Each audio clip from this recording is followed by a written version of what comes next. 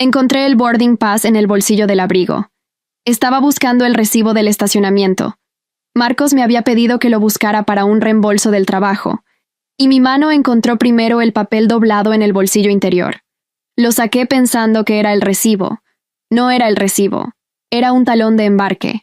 Nombre de mi marido. Un vuelo de hace 3 semanas, el martes que él me dijo que tenía que ir a Monterrey por una reunión con un cliente. Revisé el destino impreso en el talón. No era Monterrey. Doblé el papel. Lo puse de vuelta en el bolsillo. Seguí buscando el recibo del estacionamiento, que apareció 2 segundos después en el bolsillo exterior. Lo saqué. Fui a entregárselo a Marcos, que estaba en el escritorio del estudio mirando el laptop. Me lo agradeció sin levantar la vista. Volví a la cocina. Puse agua a calentar. Lo que hago cuando necesito pensar con claridad es poner agua a calentar aunque no la vaya a usar para nada. Es el ritual del tiempo que me doy a mí misma para que el cerebro haga su trabajo sin interferencia. Mientras el agua se calentaba, fui mentalmente a ese martes. Marcos me avisó ese martes a las 7 de la mañana que tenía que ir a Monterrey, que acababan de llamarle, que la reunión era esa tarde, que volvía el jueves. Me mandó fotos desde lo que dijo que era el hotel de Monterrey, la habitación, la vista desde la ventana, el desayuno del miércoles. Me las había mandado sin que yo las pidiera, lo cual en ese momento me pareció un gesto considerado y que ahora me parecía otra cosa. Fui al teléfono. Busqué Monterrey Hotel en Google Images. La vista desde la ventana que Marcos me mandó en la foto del miércoles era genérica. Podía ser cualquier ciudad. Podía haberla descargado de cualquier sitio. Fui a la app del banco. Busqué los movimientos del martes. Había un cargo de aeropuerto. Un cargo de lo que parecía un hotel. Un cargo de restaurante. Todo consistente con un viaje de trabajo. Pero el cargo del aeropuerto era de la Terminal 2. Los vuelos a Monterrey desde aquí salen de la Terminal 1. El agua hirvió. No hice nada con ella. Tomé el teléfono y busqué en los mensajes de Marcos el número de la agencia de viajes de la empresa. Ese número al que a veces llamo cuando necesito coordinar algo logístico relacionado con sus viajes. Lo llamé. Me atendió la misma chica de siempre. Le dije que necesitaba confirmar la reserva del viaje de mi marido de hace 3 semanas, el martes. Me dio los datos del vuelo en 10 segundos. Aerolínea. Número de vuelo, horario. Tomé nota del número de vuelo. Colgué. Busqué el número de vuelo en Google. La ruta era a Guadalajara, no Monterrey. Guadalajara. Hay una diferencia de aproximadamente 4 horas en coche entre las dos ciudades, lo que significa que si Marcos hubiera querido seguir manteniendo la mentira tras llegar, podría haberse desplazado, pero las fotos del hotel llegaron 2 horas después de que aterrizó, lo que hace que el desplazamiento fuera imposible. Marcos estuvo en Guadalajara ese martes. Le dije que fue a Monterrey. Busqué el número de vuelo con otra búsqueda. Número de asiento boarding pass. ¿Cómo verificar pasajero? No hay manera directa de saber quién iba en el asiento de al lado del vuelo de otra persona sin acceso a los sistemas de la aerolínea. Pero en el talón que Marcos tenía en el bolsillo, impreso en el margen lateral junto a los datos del asiento, había una línea pequeña en letra de sistema, 14B, ADJ, 14A. ADJ es la abreviatura que algunas aerolíneas usan para indicar asiento adyacente reservado en el mismo proceso de compra. El asiento de al lado fue comprado junto con el de Marcos. Por alguien. Fui a la app de la aerolínea con la cuenta que compartimos Marcos y yo para acumular millas. En el historial de viajes había un vuelo registrado ese martes. 2 pasajeros. El nombre de Marcos. Y un segundo nombre. Un nombre de mujer que yo conozco. No dormí. No fue una decisión deliberada. Fue el resultado natural de que el cerebro, cuando tiene algo concreto que procesar, decide que el sueño es un lujo innecesario hasta que la tarea esté terminada. Y la tarea que tenía era reconstruir las 3 semanas anteriores con la nueva información que el talón de embarque había puesto en mis manos. Me levanté a la 1 de la madrugada. Marcos dormía.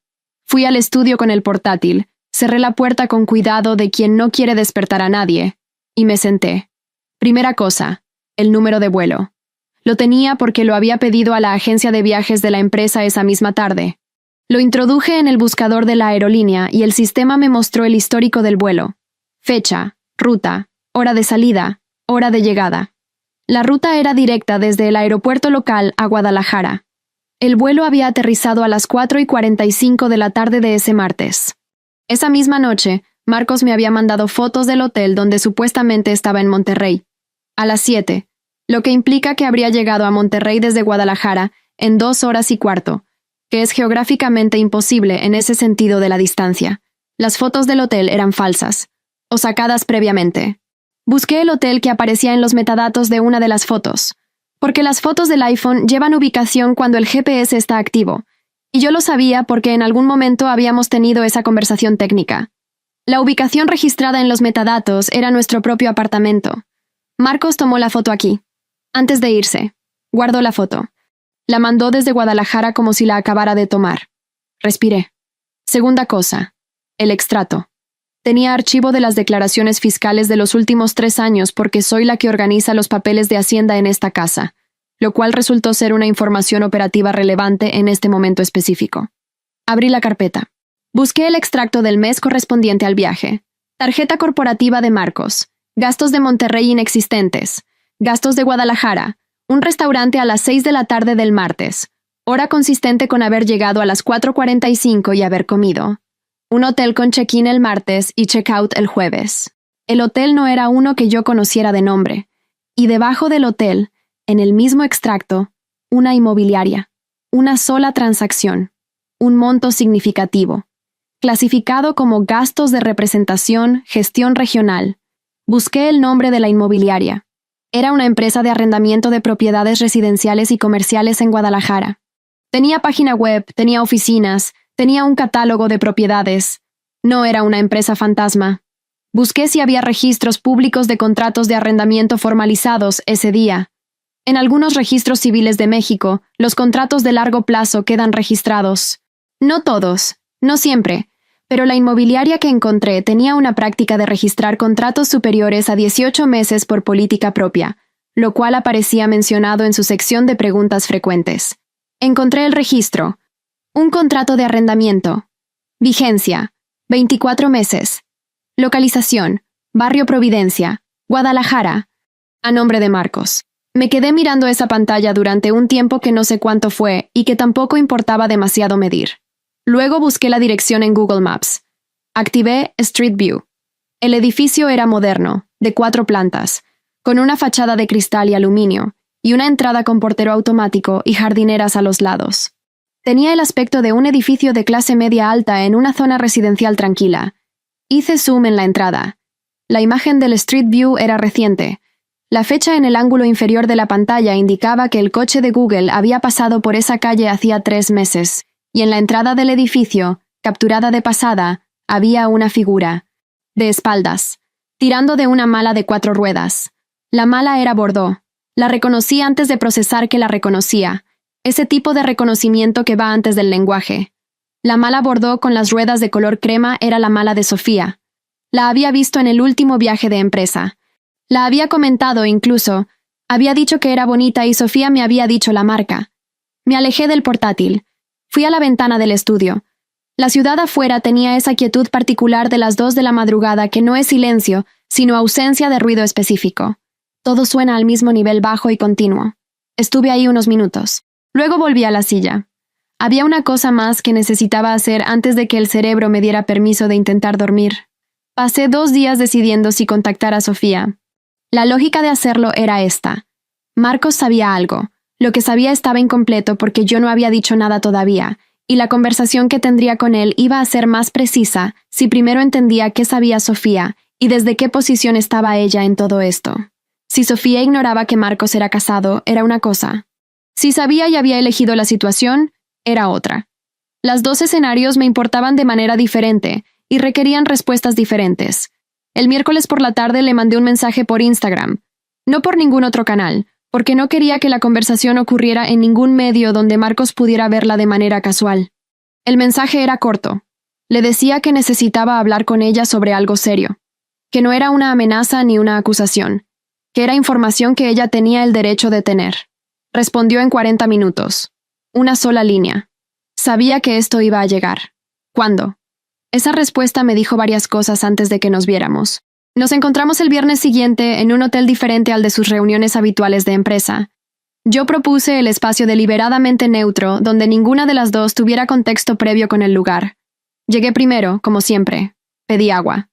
Elegí una mesa al fondo con la espalda contra la pared, lo cual es el tipo de posición que uno adopta cuando necesita ver lo que sucede sin que le ocurra por detrás. Sofía llegó con 4 minutos de retraso que eran suficientes como para no parecer descuidada, pero insuficientes para parecer tardía. Llevaba la misma seguridad que yo le había visto en los eventos de empresa. No arrogancia, sino el tipo de presencia de alguien que sabe cómo estar en una sala difícil. Se sentó. Nos miramos. No esperé a que ella empezara. Le pregunté directamente qué sabía sobre su matrimonio. Dijo que sabía que estaba casado. Que lo había sabido desde el principio. Que Marcos no lo había ocultado. Le pregunté qué le había dicho sobre el matrimonio. Me dijo que le había dicho que era una situación que llevaba tiempo en proceso de disolverse. Que él y yo habíamos llegado a un punto en que el acuerdo de vivir bajo el mismo techo era funcional, pero que la sustancia real del matrimonio había desaparecido hacía años. Que yo lo sabía. Que habíamos hablado de separarnos de manera tranquila cuando los plazos permitieran. Le dije, ninguna de esas cosas es verdad. Sofía me miró durante un momento. Luego dijo que lo imaginaba. Que había habido momentos en que algo no cuadraba. Que cuando le preguntaba a Marcos, él siempre tenía una respuesta que cerraba la pregunta sin hacerla desaparecer del todo. Le pregunté si el apartamento de Guadalajara fue idea de él o de ella. Me dijo que fue de él. Que hacía 4 meses Marcos le había propuesto tener un espacio propio, fuera de la ciudad donde pudieran verse sin la logística de hoteles. Que le pareció una propuesta razonable dado el tiempo que llevaban. Que ella puso la mitad del arrendamiento. Le dije que la otra mitad salió de fondos de la empresa. Sofía no respondió inmediatamente. Me preguntó cómo sabía eso. Le dije que tenía acceso a extractos de años anteriores y que el monto coincidía con las fechas y con la categoría de gasto que usó Marcos para clasificarlo. Sofía miró la mesa durante un momento. Luego sacó el teléfono. Me dijo, «Hay algo que tienes que ver». Me mostró una conversación de WhatsApp con Marcos. Me dejó el teléfono para que lo leyera yo directamente. Era una conversación de 2 días atrás. El miércoles. El mismo día en que yo había encontrado el boarding pass, pero antes de haber dicho nada a nadie. En la conversación, Marcos le escribía a Sofía. Ella encontró algo. No estoy seguro de qué exactamente. Necesitamos ser cuidadosos durante los próximos días. No te mando mensajes hasta que sepa más. Ella encontró algo. Marcos sabía que yo sabía algo antes de que yo dijera una sola palabra. Lo que me preguntaba ahora era cómo lo sabía. Le devolví el teléfono. Le dije que podía quedarse con esa información o hacer lo que le pareciera. Que lo que yo iba a hacer estaba ya en curso. Que solo quería que ella tuviera la imagen completa antes de que el proceso avanzara lo suficiente como para que la imagen llegara de otra manera. Sofía me dijo, ¿y el apartamento? Le dije que sería parte del proceso. Me dijo que entendía. No dijo que lo sentía. Yo tampoco esperaba que lo dijera. No era el tipo de conversación que termina en eso. Era el tipo de conversación que termina en 2 personas que tienen toda la información necesaria y que ahora saben lo que cada una va a hacer con ella. Me levanté. Le tendí la mano. Ella la tomó. Me fui. Llegué a casa sabiendo exactamente lo que iba a pasar. No en los detalles. Los detalles de una confrontación nunca son completamente predecibles porque dependen de cómo reacciona la otra persona y esa variable no se controla. Pero sí en el marco. Tenía toda la información consolidada. Marcos sabía que yo sabía algo, y el único paso siguiente era sentar los 2 elementos en el mismo espacio y ver qué construían juntos. Marcos estaba en la sala cuando entré. Laptop abierto, café a un lado, la postura de alguien que está trabajando pero que en realidad está esperando. Lo supe por el ángulo de la pantalla. Cuando trabaja de verdad la inclina de cierta manera. Cuando está distraído o en modo de espera queda casi vertical. Vertical. Cerré la puerta. Dejé el bolso. Me senté en el sillón frente a él. No puse nada sobre la mesa todavía. Dejé que el silencio estableciera el espacio durante unos segundos. Marcos cerró el laptop. Me preguntó cómo me había ido. Le dije que bien. Que había tenido una conversación interesante. Esperó. Le pregunté cuándo había estado en Guadalajara por última vez. Hubo ahí, en el espacio entre mi pregunta y el inicio de su respuesta, una fracción de segundo que lo dijo todo. No llegó a ser una pausa completa. Fue algo más pequeño, la pausa de alguien que calcula qué sé mientras todavía está construyendo la respuesta.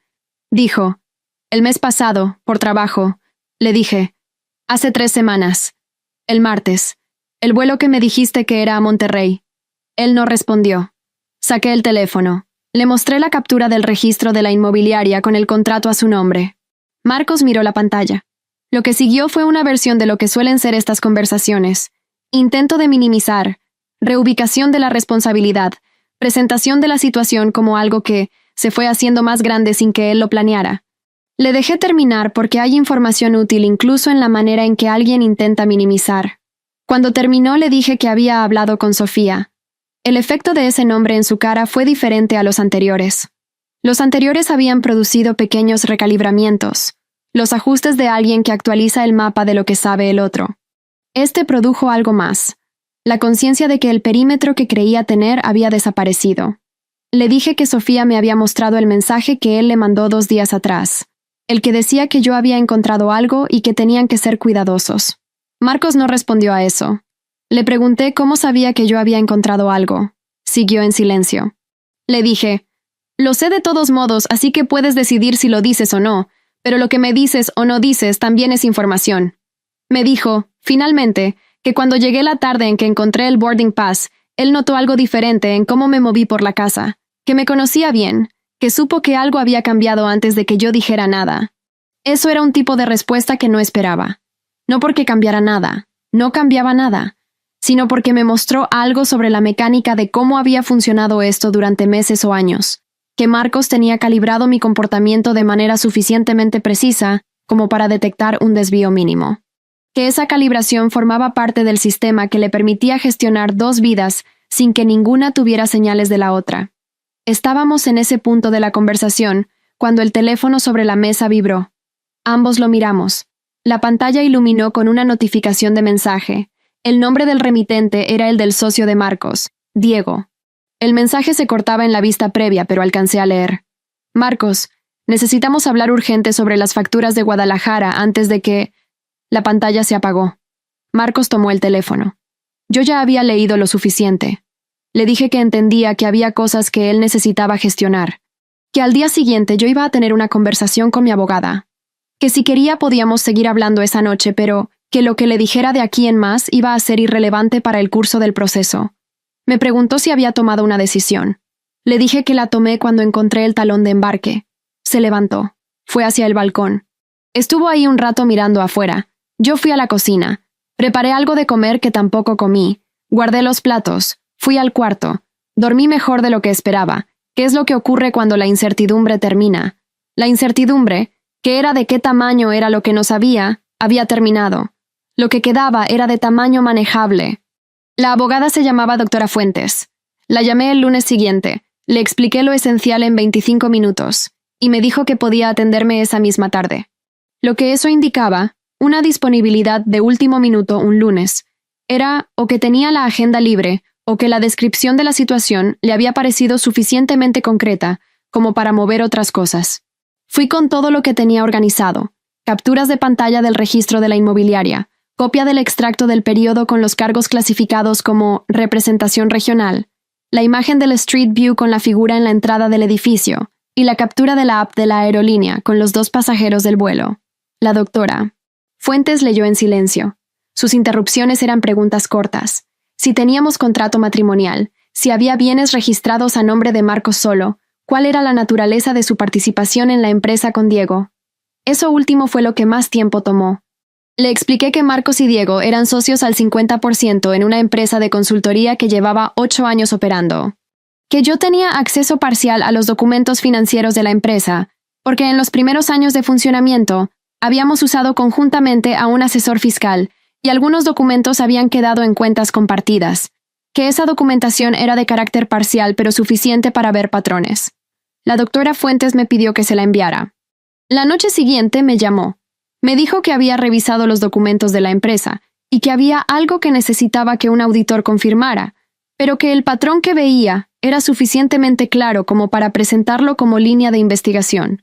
Me dijo que los cargos de Guadalajara clasificados como representación regional tenían una estructura específica: 3 pagos mensuales, todos por debajo del umbral que en la empresa requería doble firma para aprobación. Es decir, y aquí la doctora Fuentes usó la expresión exacta, que el monto fue deliberadamente distribuido en 3 partes para eludir el control que habría requerido la firma de Diego. Marcos lo había hecho solo, pero Diego había firmado los informes trimestrales que incluían esas categorías de gastos sin señalarlas. Le pregunté si eso significaba que Diego sabía. Me dijo que no necesariamente de manera directa, que era posible que Diego hubiera firmado sin leer en detalle, lo cual también tenía sus implicaciones, pero de naturaleza diferente, que necesitaba la revisión del auditor para determinar el nivel de conocimiento de Diego. El auditor tardó 4 días. Cuando la doctora Fuentes me llamó de vuelta con los resultados, me pidió que fuera a su despacho porque había algo en los documentos que era más fácil de explicar en persona. Fui. Me señaló 2 columnas en el informe del auditor. La primera columna: los gastos de Guadalajara de Marcos. Patrón, fechas, montos, categorías. La segunda columna: una serie de gastos registrados a nombre de Diego. Otra ciudad, otros montos, pero la clasificación contable era idéntica. Los mismos códigos de categoría, la misma estructura de 3 pagos por debajo del umbral de doble firma, el mismo sistema, aplicado en paralelo. Diego no había firmado los informes trimestrales de Marcos sin leer. Diego había firmado porque no tenía incentivo para señalar un patrón que era idéntico al suyo propio. Los 2 socios se habían cubierto mutuamente sin necesidad de coordinarlo de manera explícita, porque cada uno necesitaba que el otro mirara para otro lado. Estuve varios minutos procesando esa información antes de hablar. Le pregunté a la doctora Fuentes qué significaba eso para el proceso. Me dijo que ampliaba el alcance, que el proceso de divorcio con implicaciones patrimoniales ahora tenía adicionalmente una línea de posible fraude societario que afectaba a ambos socios, que eso era, desde el punto de vista práctico, mucho más presión sobre Marcos de lo que habría tenido si hubiera sido solo el divorcio. Me preguntó si quería incluir esa línea en la demanda. Le dije que sí. La notificación llegó a Marcos en forma de documento oficial. Fue un martes, 2 semanas después de que yo fuera a ver a la doctora Fuentes por primera vez. La notificación incluía el inicio del proceso de divorcio y la solicitud de revisión patrimonial de todos los bienes adquiridos durante el matrimonio, incluyendo, con explícita referencia al número de contrato de arrendamiento, el apartamento del barrio Providencia en Guadalajara. Entonces, Diego recibió notificación separada de la auditoría societaria. Marcos me llamó esa tarde. Atendí. Me dijo que podíamos resolverlo sin llegar a un proceso largo, que estaba dispuesto a ser cooperativo, que había cosas que podían manejarse de manera que el proceso fuera más rápido para los 2. Le dije que mi abogada lo coordinaría con la suya, que si quería decirme algo personal, le agradecería que fuera específico. Hubo una pausa. Me dijo que había intentado hablar antes, que no había encontrado el momento. Le dije que entendía, que ya no importaba, que la conversación que quedaba era la de los documentos. Colgué. 3 días después, la doctora Fuentes me llamó con algo que no esperaba. Me dijo que Sofía le había contactado, que Sofía quería hablar con ella en calidad de coarrendataria del apartamento, dado que la notificación la había alcanzado también, y que en esa conversación Sofía había revelado algo que cambiaba partes del proceso. Me pidió que pasara por su despacho. Cuando llegué, la doctora Fuentes me explicó lo siguiente: 4 días antes de que yo recibiera la notificación formal del proceso, es decir, 4 días antes de que Marcos supiera oficialmente que el proceso había comenzado, aunque sí sabía que yo había hablado con un abogado, Marcos fue a ver a Sofía al apartamento de Guadalajara, no en su siguiente visita programada. Fue un viaje no anunciado, de un día, en avión. Fue a pedirle a Sofía que pusiera el apartamento entero a su nombre. Le dijo que era por seguridad, que había complicaciones con los socios de la empresa y que era mejor que el apartamento no apareciese vinculado a él durante un tiempo, que era temporal. Le presentó un documento preparado. Sofía leyó el documento. Le dijo que necesitaba tiempo para pensar. Marcos le dijo que era urgente. Sofía no firmó. Cuando Marcos se fue, Sofía llamó a su propio abogado. Ese mismo día, antes de que llegara la notificación formal, el abogado de Sofía le explicó que estaba siendo utilizada para encubrir un bien que estaba en proceso de ser revisado judicialmente, que firmar ese documento la convertía en parte activa de una maniobra de ocultación de activos. Sofía no firmó, y más que no firmar, conservó el documento que Marcos le había llevado, y se lo entregó al abogado, que se lo entregó a la doctora Fuentes. Me quedé mirando a la doctora Fuentes durante un momento. Me dijo que el documento era evidencia directa de una tentativa de ocultación de bien durante un proceso judicial anticipado, que su valor dentro del proceso era considerable. Le pregunté si Sofía entendía lo que estaba haciendo al entregarlo. Me dijo que sí, que Sofía había dicho, según me transmitió, que no tenía intención de proteger a alguien que había intentado usarla como escudo. Me quedé pensando en esa conversación entre Sofía y su abogado en el mismo día en que Marcos había ido a verla con el documento preparado.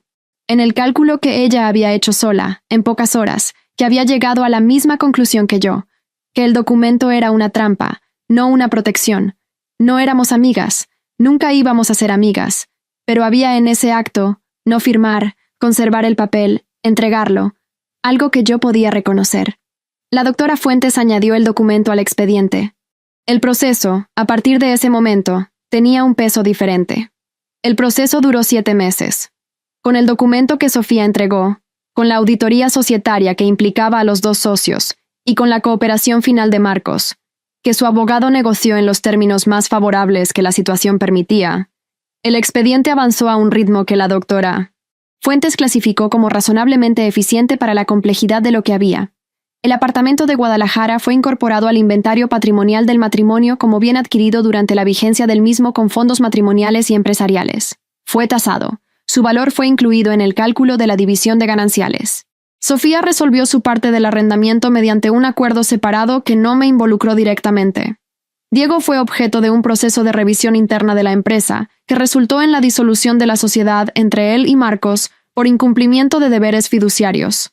Ese proceso lo manejó un bufete externo, y sus detalles me llegaron de manera indirecta, pero el resultado fue que la empresa que construyeron juntos en 8 años dejó de existir como tal en el curso de los 12 meses siguientes al inicio del proceso.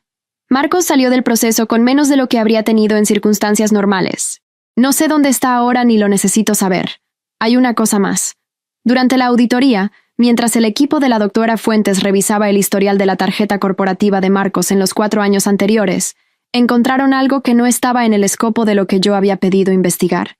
La doctora Fuentes me lo comunicó en una de las últimas reuniones antes del cierre. Me dijo que el patrón de gastos que habíamos identificado en Guadalajara, vuelos, hotel, inmobiliaria, cargo mensual de arrendamiento, aparecía también en el historial de años anteriores. En otra ciudad, con montos similares pero no idénticos, y con un periodo de actividad que abarcaba desde 2 años antes del episodio de Guadalajara hasta aproximadamente 1 año antes. Le pregunté qué significaba eso. Me dijo que aparentemente el apartamento de Guadalajara no había sido el primero. El historial que el auditor había reconstruido incluía los registros de un apartamento en otra ciudad, que había estado activo durante aproximadamente 18 meses y que había sido dado de baja 1 año antes de que comenzara el arrendamiento en Guadalajara, con una coarrendataria cuyo nombre no era el de Sofía, era otro nombre de mujer, que yo no conocía. Me quedé en silencio durante un rato. La doctora Fuentes esperó. Le pregunté si eso cambiaba algo en el proceso. Me dijo que en términos del proceso en curso, no. Que el periodo estaba dentro del matrimonio y que los fondos utilizados eran los mismos fondos que ya estaban siendo auditados. Que si yo quería ampliar la reclamación para incluir ese periodo anterior era posible, pero que añadiría tiempo. Le dije que no. Que el proceso que teníamos era suficiente. Lo que no dije, porque no había mucho que decir, era lo que esa información producía en el nivel en que los números no llegan, que el boarding pass en el bolsillo del abrigo no era el primero, que el vuelo a Guadalajara con el asiento 14A no era el primero, que el apartamento no era el primero y la mujer no era la primera, que lo que yo había descubierto era la versión actual de un sistema que Marcos había operado durante años con la precisión de alguien que sabe exactamente dónde están los umbrales que no deben cruzarse para que nadie vea. No sentí lo que esperaba sentir con esa información. Sentí algo más parecido a una confirmación final. El tipo de confirmación que no añade dolor. El dolor ya había pasado por sus etapas, sino que completa la imagen, que le da a cada cosa su tamaño real. Salí del despacho de la doctora Fuentes con la carpeta del cierre del proceso bajo el brazo. En la calle hacía frío. Me puse bien el abrigo, el mismo abrigo. El del bolsillo donde había encontrado el talón de embarque. El boarding pass estaba en el bolsillo del abrigo. Era el vuelo equivocado al destino equivocado con la persona equivocada. Me alegra haberlo encontrado, porque resultó que no era el primero.